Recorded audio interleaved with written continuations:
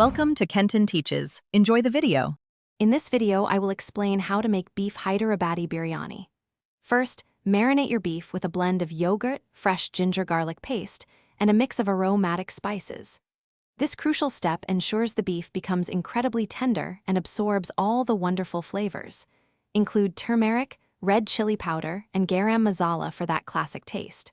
Let it marinate for at least 4 hours, or even better, overnight in the refrigerator. Next, let's prepare the rice. Begin by soaking your basmati rice for about 30 minutes. This helps achieve those beautiful, long grains.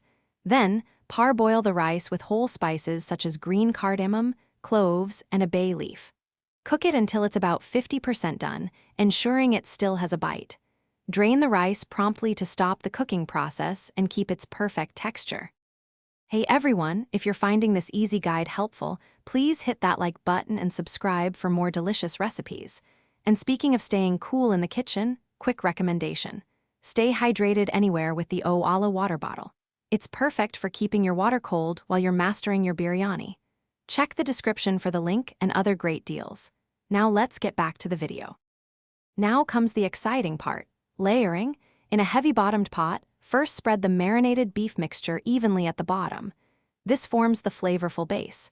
Carefully spoon the parboiled rice over the beef, creating a distinct layer. Finally, garnish generously with crispy fried onions, fresh mint leaves, and chopped cilantro. These additions are key for the biryani's signature aroma and taste. The final cooking stage is dum cooking, which locks in all the flavors. Seal your pot tightly with a lid, using dough or aluminum foil around the edges to create an airtight seal. Cook on a very low flame for about 45 to 60 minutes. This slow cooking allows the flavors to meld beautifully.